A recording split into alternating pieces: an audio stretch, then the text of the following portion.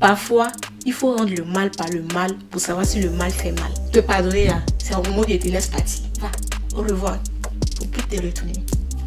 Mentir, c'est aussi omettre volontairement des informations en vue d'avoir de l'autre une certaine attitude. Bonjour tout le monde, bienvenue dans un nouvel épisode de Comment.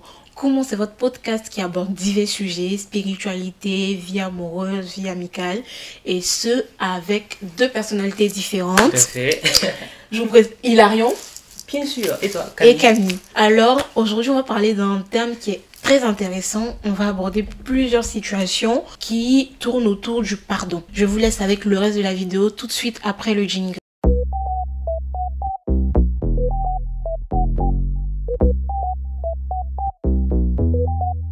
No way.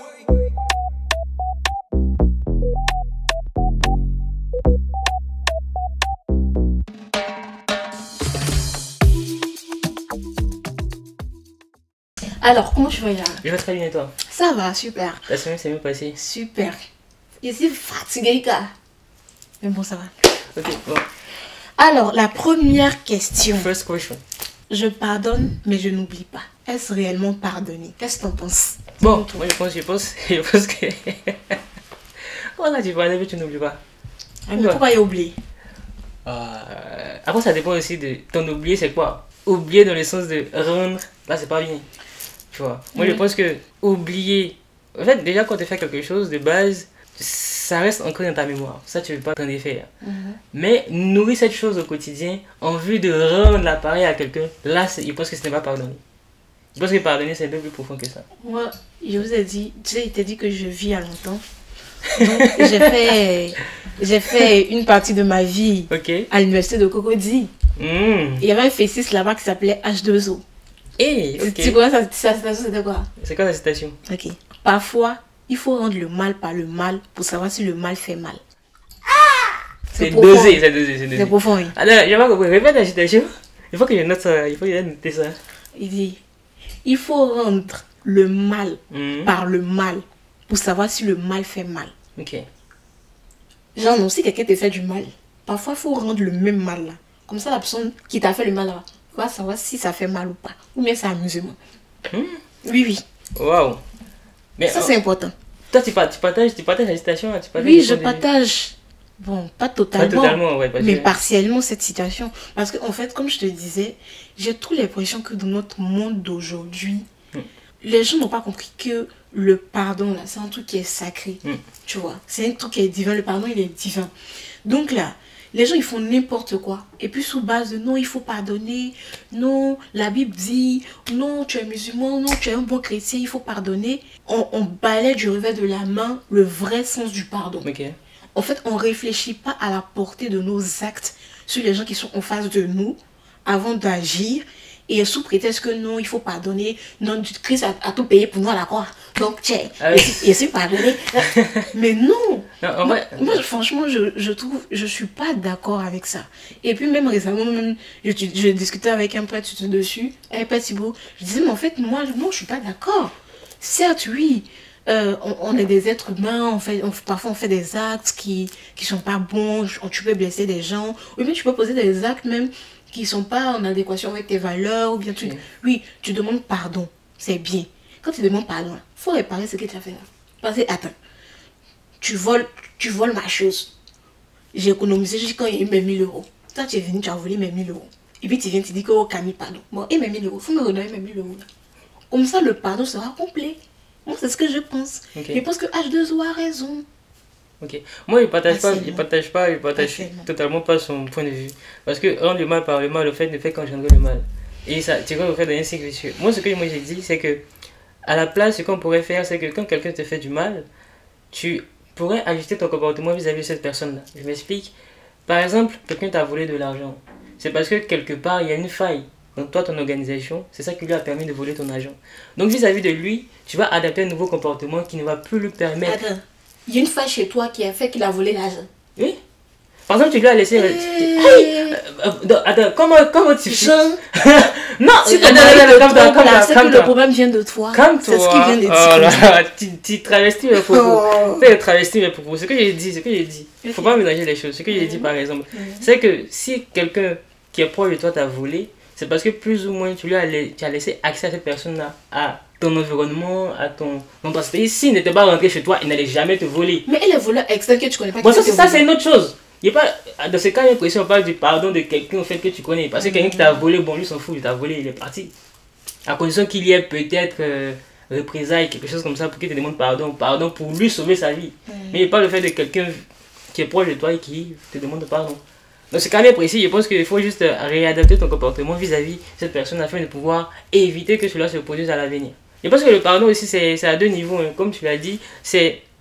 Moi, je pardonne d'abord pour moi, d'abord pour me libérer, parce que garder dans la conscience l'acte mauvais de quelqu'un, ça demande des ressources. Et je pense que tu as besoin de ces ressources-là pour les allouer à d'autres choses qui seraient plus importantes pour toi. Et pardon aussi, c'est libérer aussi l'autre qui peut-être en griffe s'en veut de son acte. Après aussi, je pense aussi que le pardon n'est pas seulement un pardon aussi dans la bouche, comme tu l'as dit. Il faut réparer aussi. Quand tu commets un acte qui est mauvais, il faut réparer quand tu peux.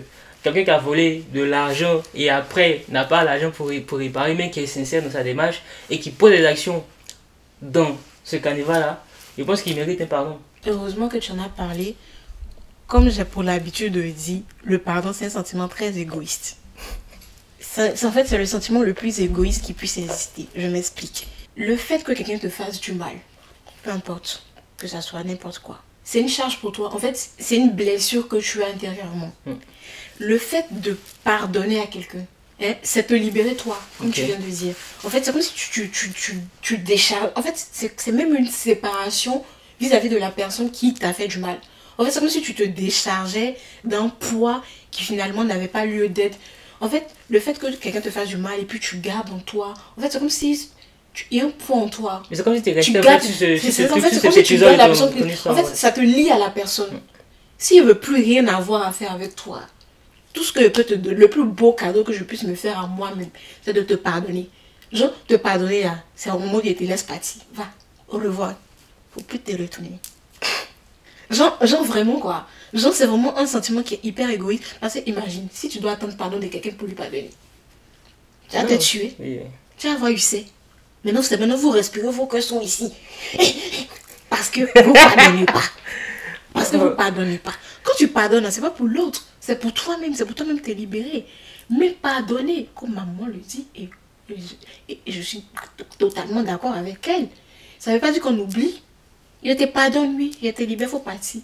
Mais ce que tu as fait là, il ne va pas te donner l'occasion de venir et faire ça deux fois. Mais tu réagis ton comportement vis-à-vis de cette personne. Si tu as réagi, c'est ça que tu n'as pas oublié, c'est quelle action tu as fait. Non, en fait, comme je le disais au début, chaque action qui nous est posée, en fait, à chaque fois qu'on nous pose une action, ça ancre quelque chose dans notre esprit. Et ces choses qui sont ancrées dans notre esprit, on ne peut pas s'en défaire comme ça. Donc tu n'oublies pas. Oui, un griffe, tu n'oublies pas. Après, il faut définir la notion d'oubli. C'est quoi l'oubli en vrai du choix? C'est ça. Les philosophes là, mais vraiment, nous fatiguer quoi. Deuxième question. Let's go. Est-ce que mentir pour protéger l'autre, c'est mal? La question à se poser, c'est est-ce qu'il y a plus de mal à faire du mal à quelqu'un ou à ne pas le faire? Les philosophes là, nous fatiguer. Bon, en vrai de vrai, je me dis qu'il y a des vérités qui sont très très choquantes. Qui sont très très choquantes, je peux le dire ainsi. Dans la mesure où une vérité en soi qui est dite pas dans son timing peut provoquer plus de mal que si elle est dite d'un bon timing. Ok. Cette question-là, déjà même le mensonge là, ça n'a jamais protégé qui que ce soit. Ok. Nous sommes tous... Tu as déjà menti? Tu as déjà menti ou non? Forcément. Ok. Nous avons tous menti une fois dans notre vie. C'était pour protéger qui? Tu as menti pour protéger qui? Le mensonge, ça a quoi de positif? Je trouve qu'il n'y a rien de positif dans le mensonge. Attention, comprends bien. Ça veut dire que toi, dans toutes les situations, dans tous les endroits où j'ai menti, il n'y a rien de positif. C'est vrai? Mais oui, tu as menti. Dis-moi un mensonge que tu as dit. En fait, les seules fois où tu mens et puis c'est pas positif, c'est quand tu mens pour toi-même. Donc, hey, il a ce que tu t'es dit est grave. Comment ça? Donc, donne-moi un exemple de mensonge positif. Non, un mensonge positif. Bon, un mensonge positif par exemple. Et comme toi. Non, mais t'écoute. Un mensonge positif par exemple. Une personne qui a perdu sa mère pendant la période des examens. Il est préférable pour lui qu'on lui annonce cette nouvelle à la fin de ses examens au lieu de le faire pendant sa période d'examen. Mais ce que tu as dit est différent. En fait, Si tu n'as rien dit, attends, si tu n'as rien dit avant l'examen, est-ce que tu as menti? Tu n'as pas dit un truc. Est-ce que tu sais que mentir, c'est. Voilà, mentir, c'est aussi omettre volontairement des informations en vue d'avoir de l'autre une certaine attitude. Si je suis en train de te parler et je parle d'un sujet et je fais exprès d'omettre volontairement une information, c'est te mentir en soi. Parce que l'omettre, c'est te pousser au fait à croire une chose. Donc, vraiment la décision de mentir si tu veux. Non, il te quoi? Non, oui, effectivement. Si tu ne dis pas la vérité par omission, effectivement, ça peut être un mensonge. Mais en fait, je me dis, dans ce cas précisément, le fait de ne rien dire à la personne, moi, je ne le vois pas comme un mensonge. Dans le cas du décès principalement. Ok.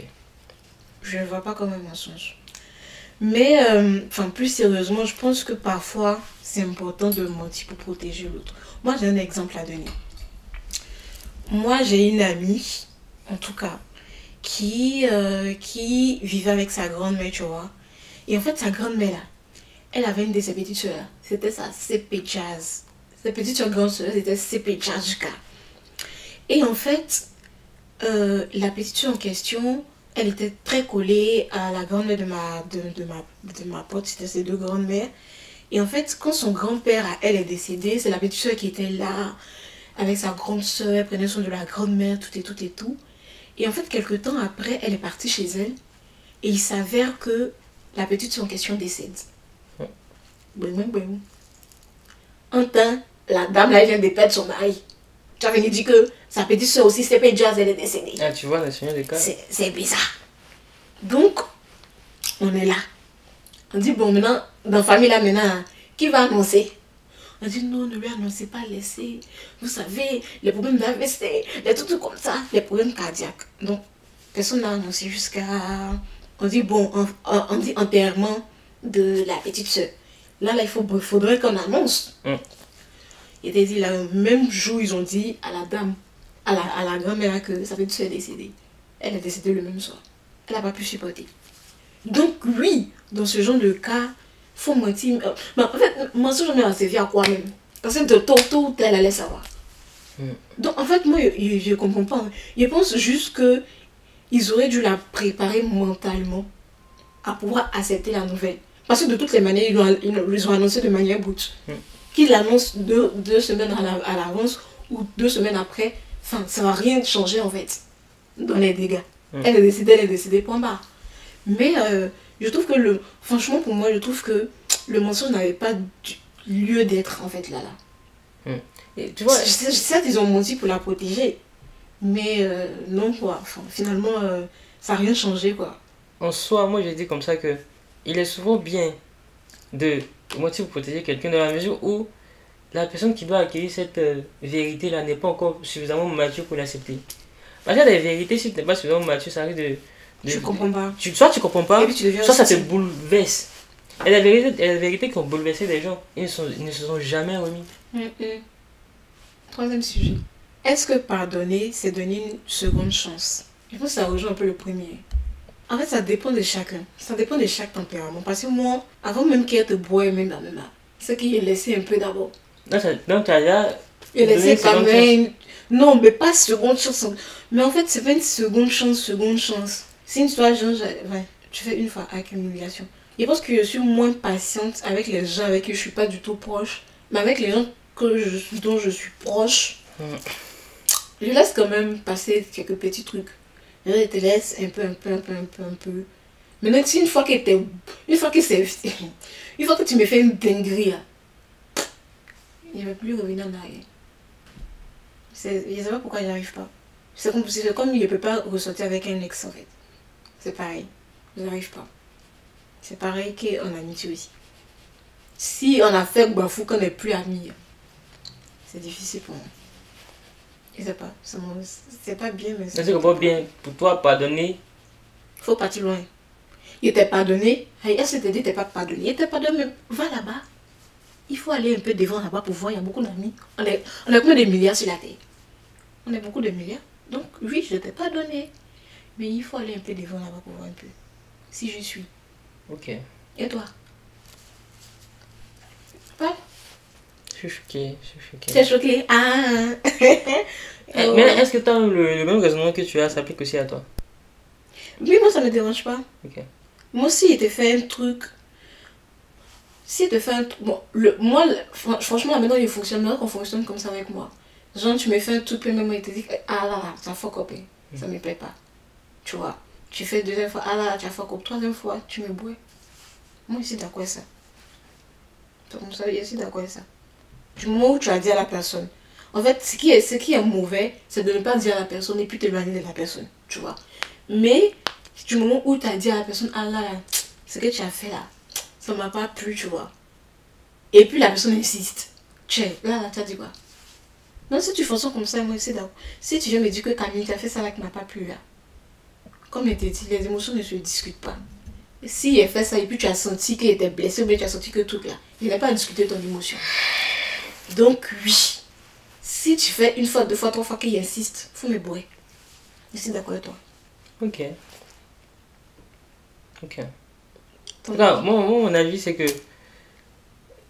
ça dépend de la gravité de la chose qui a été produite. Il y a des choses pour lesquelles on n'a pas besoin tellement au fait de s'attarder là-dessus. C'est des choses qui arrivent à tout le monde. Je suis capable de faire ça, toi aussi tu es capable de faire ça, tout le monde est capable de faire ça. Et pour ces genre de choses-là, on va repartir du bon pied parce que, bon, tout le monde pêche. Tout le monde. On dit celui qui n'a jamais pêché lance la première pierre. T'as jamais pêché, lance la première pierre à ton ami. Mais il y a des niveaux de gravité quand on arrive là-bas, ça voudrait dire que comme ça qu'il y a plusieurs barrières qui ont été sautées. Et dans ce cas bien précis, il faudrait pour ta paix intérieure, pour ta paix, te séparer. Et là, ce n'est pas une séparation en mode animosité, mais c'est une séparation en mode paix, pour que chacun garde sa sérénité, chacun peut s'évoluer de son côté. Si on est amené à se rencontrer dans des endroits comme ça, on va discuter normalement, mais dit qu'on aura la même relation qu'on avait avant, non. En fait, précision, et si on parle de pas, si on va jusqu'à seconde chance, c'est qu'il y a eu fait grave. Attention, il y a une nuance, faut pas confondre, tu vois, les petits trucs qu'on s'est fait entre amis, tu vois, personne n'est parfait, tu vois. Ta camarade peut te faire un truc, enfin, tu vois, les petits trucs, chacun ses défauts, chacun ses trucs, ça oui. Mais là, je pense qu'on parle plus de faits graves. Si tu me fais un truc qui est grave et que je te dis la première fois et que ça n'avance pas, deuxième fois ça n'avance pas, on se laisse sans remords. Genre, il ne va même pas regretter. Et puis je ne vais pas me disputer avec toi. Puisque j'aurais pris le temps à l'avance de pouvoir te faire comprendre que ton acte n'est pas un truc qui est normal et qui me sied forcément, tu vois. Donc, faisons une nuance entre les petits trucs quand c'est fait, les trucs bêtes là. Ça passe au check. Oui, mais enfin, si on part dans d'autres sphères qui sont un peu plus graves, non. Genre, je négocie pas, quoi. Non. Ça, il n'y a pas... En tout cas, moi, je ne négocie pas sur ça. Tout simplement. Mais, enfin, j'avoue aussi que parfois, aussi, là... Il y a l'impression que je suis un peu rancunière, mais bon, ça... Dieu prie dessus, Dieu va m'aider. En fait, j'arrive plus à... En fait, si tu me coupes de mon élan, en fait, si je suis à fond et tout, et puis, enfin, tu fais un truc de... Quand je suis coupée dans mon élan, j'ai du mal à revenir, en fait. Comme avant. Enfin, je sais pas. Ah oui, parce que justement, ça dépend de l'attente que tu avais vis-à-vis de ouais. Mais si tu étais déjà prédisposé mentalement, est-ce que quelqu'un te fasse ça potentiellement, quand ça arrive... Non, mais tu peux pas te prédisposer. Moi, quand je dis prédisposé mentalement, par exemple, je t'ai dit que c'est bien vrai que ce soit mon ami, un jour comme ça, il peut me gifler, c'est possible. Il donne un exemple banal comme ça. C'est un exemple banal. Banal. Il potentiellement peut me gifler. Dans une échauffourée, il peut me gifler là. Oui, bon, pourquoi pas. Un échauffourée bien. Bon. Oui. En tout cas, dans une situation, ça peut arriver. Il y a des situations comme ça qui peuvent arriver. Tu peux être prédisposé mentalement, par exemple, parce que tu demandes un service à ton ami et qu'il ne te le rende pas. Ça peut arriver. Est-ce pour autant au fait que vous allez couper le pont? Peut-être sur d'autres secteurs, sur d'autres fronts, il t'aide, mais sur ce truc-là, ça safe play, il ne veut pas t'aider. Tu vois, ça dépend de chacun, en vrai, plus au cas par cas. Ouais, mais en fait, même là, je pense aussi que il y a un truc qui est important à retenir. Comme ce que tu viens de dire est très intéressant dans le sens où, comme il dit toujours là, s'il ne m'attend à rien de toi, ça peut rien me attendre comme toi. Comme ça. Si je m'attends à rien de toi, genre, ça va pas me toucher. Mais en fait, il y a une remarque que j'ai faite aussi. Moi, je parle personnellement. Hein. Je n'ai pas dit que c'est une généralité. En fait, Père Thibaut a attiré mon attention sur le fait que parfois, je suis tellement exigeante envers moi-même que sans m'en rendre compte, je place cette même exigence avec les autres. Et ça, c'est pas un truc qui est bon à faire. Si tu as quelqu'un qui est très exigeant, qui est très carré avec toi-même, faudrait pas que tu penses que parce que toi, tu te mets ça comme valeur, ça comme barrière, l'autre doit aussi faire ça. Non, c'est pas vrai pour l'autre en fait. Et en fait, c'est un truc qu'on doit comprendre, de se dire que la mesure que je me donne à moi-même ne doit pas être la mesure que je donne aux autres. Et si dans le cas où je peux pas respecter ça, faut relâcher en fait la mesure que je me donne à moi-même pour pouvoir jauger avec les autres en fait. Je pense que c'est important aussi. C'est intéressant ce que tu viens de dire. Je vais juste répondre un peu là-dessus. C'est que... Tu as 1 minute. Ok. Tu vois, moi, je donne des cours, moi j'ai donné des cours et tout à plusieurs profils de personnes. Et à des fois, tu t'attends à un certain type de raisonnement. Parce que toi, tu t'es dit que ah ouais, j'aurais fait comme ça, j'aurais fait comme ça. Mais tu te rends compte aussi que la personne en face de toi n'a pas forcément la même compréhension. C'est ça. Donc il faut adapter ton discours. Souvent, la personne ne fait pas forcément bien. Même puisque tu sais que c'est par ce chemin la personne va comprendre, tu laisses la personne faire et puis tu te dis ah ouais, ce que tu as fait là, tu peux modifier telle chose. Et puis quand la personne comprend d'elle-même, c'est mieux que d'imposer forcément ta mesure. Parce que ce qui se passe généralement, c'est que quand tu essaies d'imposer ta manière de réfléchir, ta manière de rédiger, ta manière de faire les choses, la personne en face se braque ou du moins la personne en face ne comprend pas. Et puis toi, tu es déçu finalement. Et toi, tu es déçu. Tu parles, mais la personne ne comprend pas, c'est pas dans sa DA. Donc c'est un peu, tu t'adaptes au fait au niveau de la personne et au fur et à mesure, les choses vont partir smooth.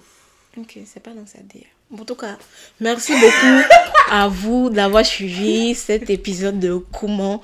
On espère que ça vous a plu. N'hésitez pas à nous laisser vos avis en commentaire. Commentez, partagez. On est là, on vous lit. Et bye bye et bonne soirée ou bonne journée à vous. Au revoir. Bisous.